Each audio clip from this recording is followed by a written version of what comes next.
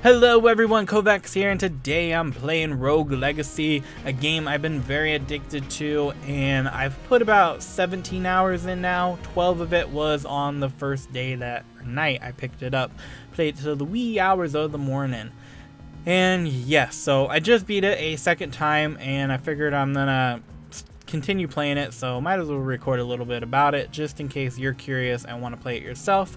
And since I have beat it twice, I am on New Game +2 or Legacy +2, and I'm very interested to see how hard is going to be considered or from the New Game Plus. Yeah, so for those of you who don't know much about Rogue Legacy, it is a platformer where you play a character that ends up dying and you have to choose an heir. Every time that you choose an heir, you play through the castle, try to unlock as much of the castle as you possibly can, get as much gold as you possibly can, and try to defeat the 4 bosses in the tower. Now, once you defeat a boss, it's done. You don't have to re-go through it and find that boss and defeat it again. Pretty much what you have to do is go and find the other bosses that are hidden throughout the tower now, or the castle. Now, what happens when you start the game off, it actually sits there and rebuilds the tower and changes it all around and moves everything to different locations. So treasure will be in a different room, bosses will be in different locations, and you ultimately have to sit there and go through and find them all again. Now, when you run through it and your character dies, which is going to happen a lot, I've been through 92 characters now.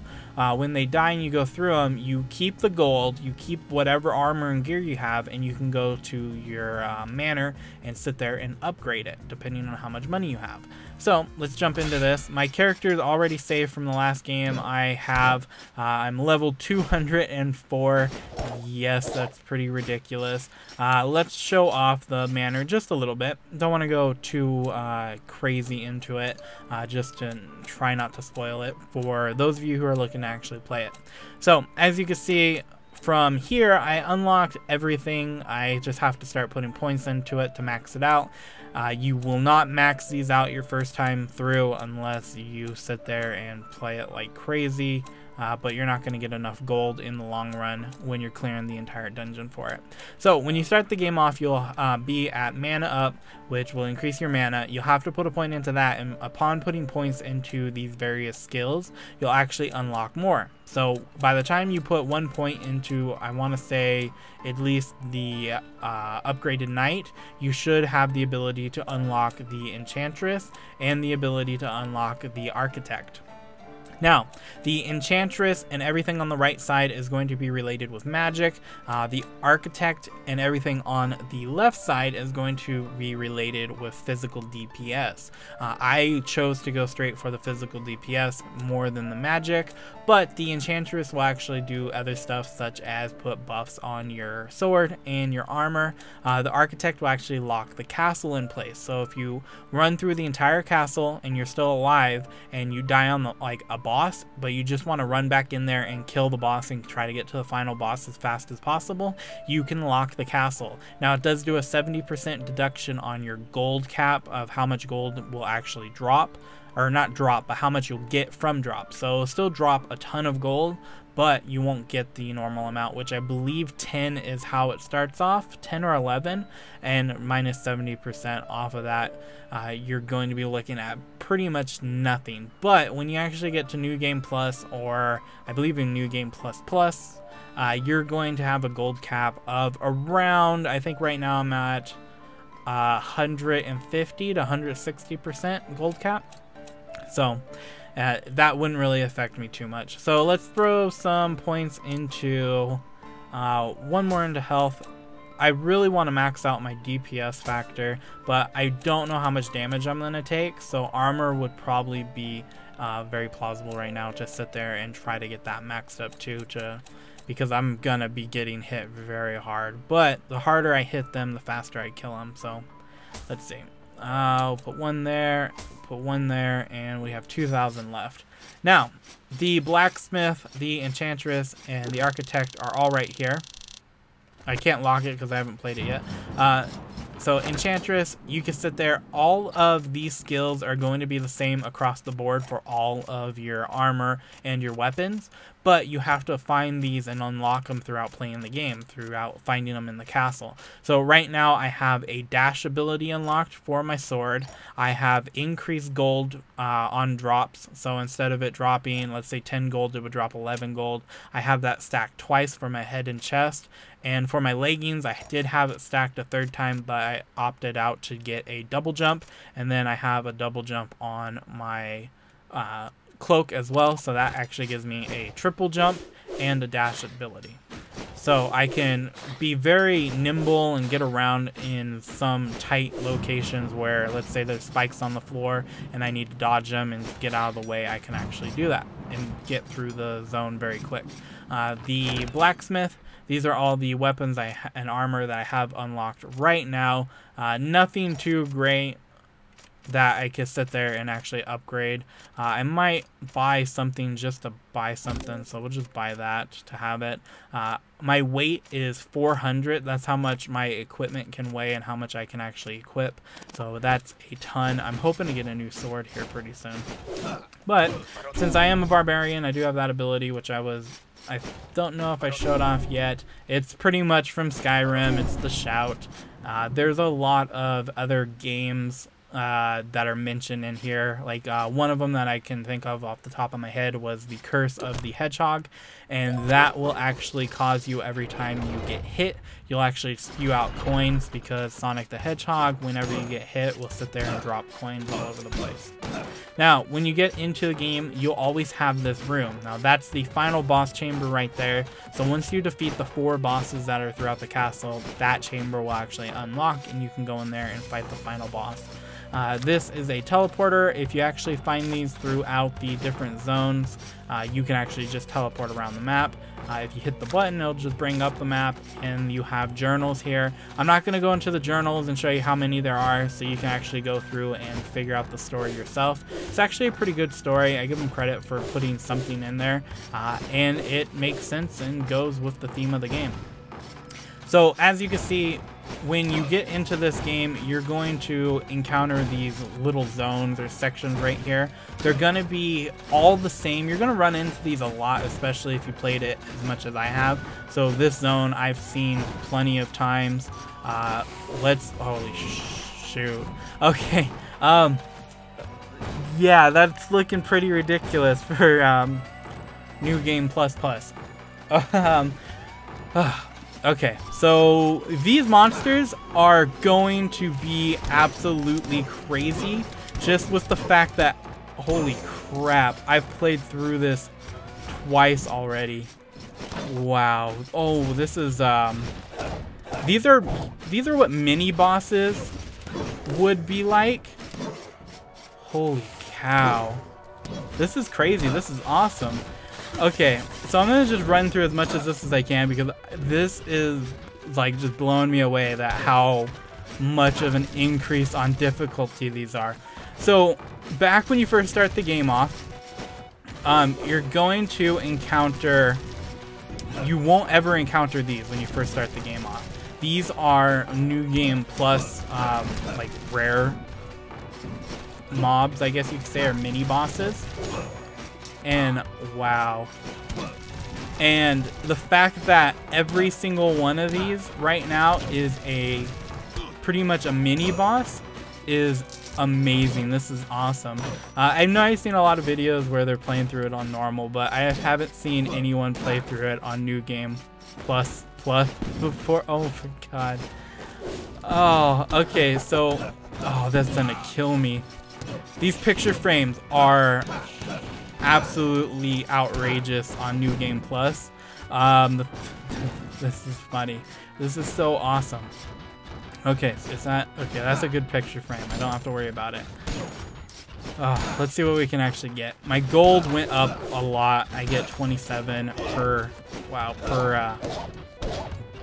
gold now. I do hit pretty hard, so it's not that bad. Let's see what kind of gold I get. That's a good amount, but oh my goodness, I don't think I'll be seeing the bosses here anytime soon. Wow, this is amazing. So, and I am using a controller. I'm dead. Oh, close. I am using a controller, no mouse and keyboard or anything funky like that. I don't know how you can actually play this game with a mouse and keyboard. So when you die, it actually shows how many creatures you killed. I only killed 5 because this is outrageous and amazing. But once you die, you actually have to choose a new heir. So you go back to the title screen, which I kind of wish they would take out going to the title screen and just jump you into picking your character again, because the fact that you can exit to the title screen any other time after you pick a character kind of makes it so it's useless. So as you can see, I have 3 new characters that I can choose from. These are my old characters that I played as and the years that they lived and died.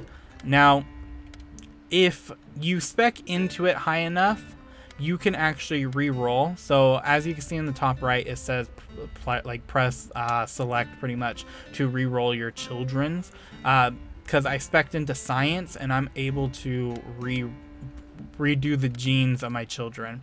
But as you can see, this one's a barbarian king. I have that battle shout, so it's pretty much the same character I have. I'm a walking tank. I curse every time I get hit by something, and I exaggerate. So when I get hit by something, it might pop up a bizarre number of like 10,000 or 6,000 when you don't really get hit for that much. This guy or lady is gay and likes other ladies and is a risky hero because of the stats are really low, but the crit damage is through the roof.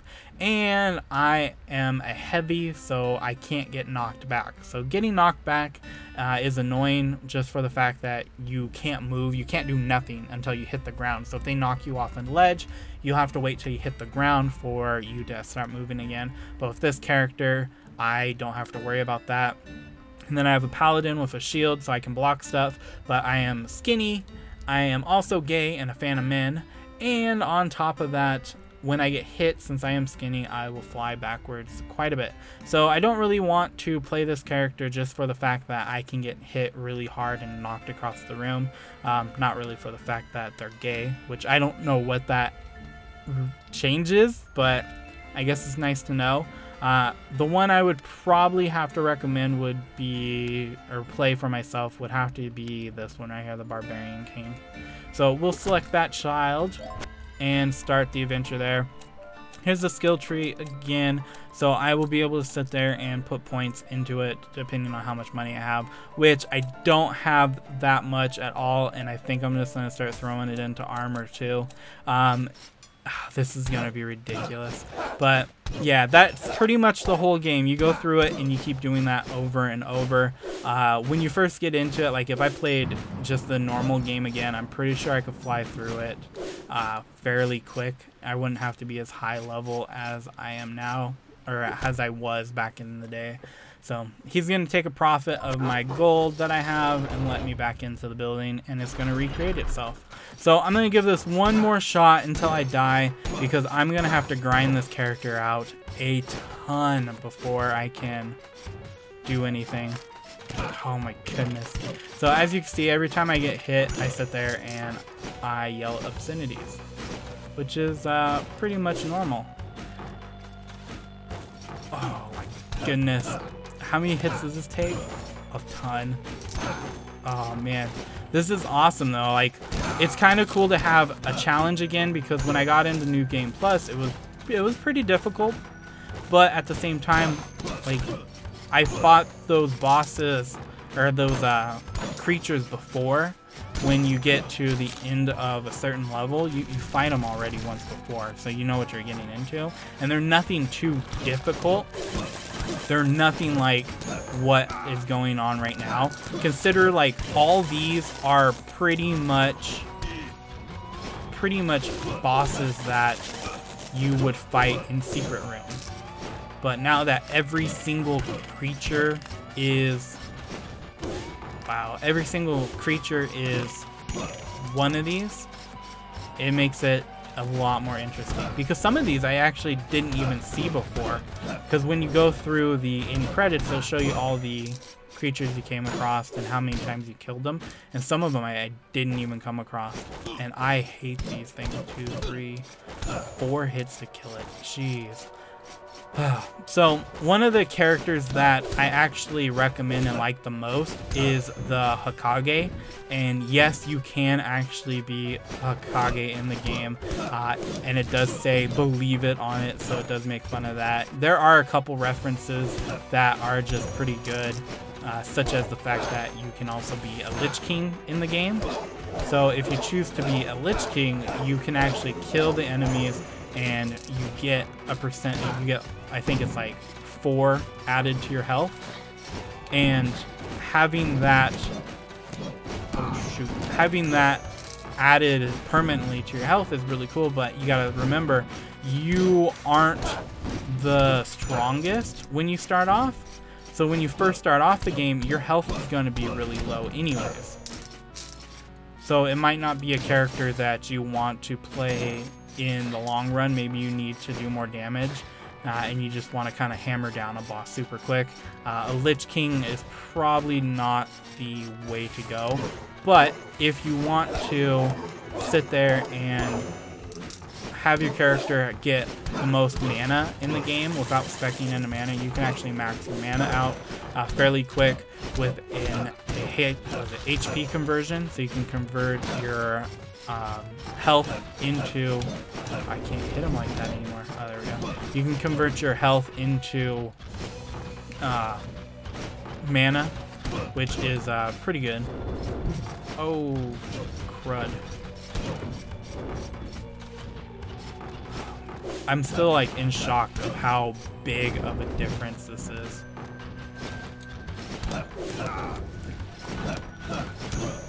There we go. So as of right now, I need to literally just start, that was close, collecting as much money as I can in this game to get stuff up, because I honestly underestimated this a lot. But my guy's fairly decked out as it is, considering what level I am at. Oh, no, don't kill me. Don't kill me.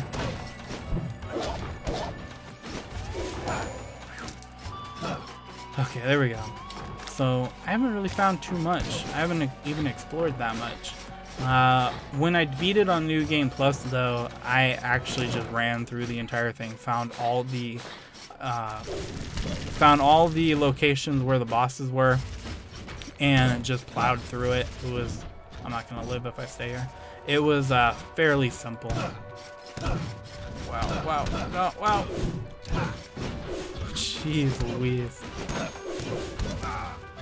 No, let me at least get some more money. More money.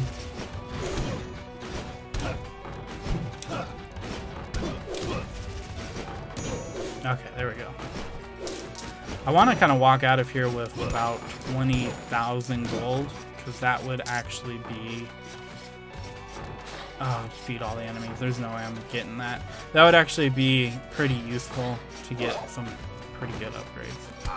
So, Chibi is dead. So, yep, that was just a quick look at the Rogue Legacy and how insane this game can actually get. I don't know if I'm going to pick another character and play through it in this playthrough. I'm going to probably just sit there and grind my character up. And eventually, if I can actually do it, I will show you guys all the bosses on New Game Plus 2 ×2. And I hope you guys enjoy. This game is available on Steam. It is $14.99. It is well worth it. I've put my fair share of time into this and made the purchase worth buying it. So anyways, guys, check this game out for yourself. Make sure you have a controller. That would help out a lot too. And I will see you guys next time. Bye.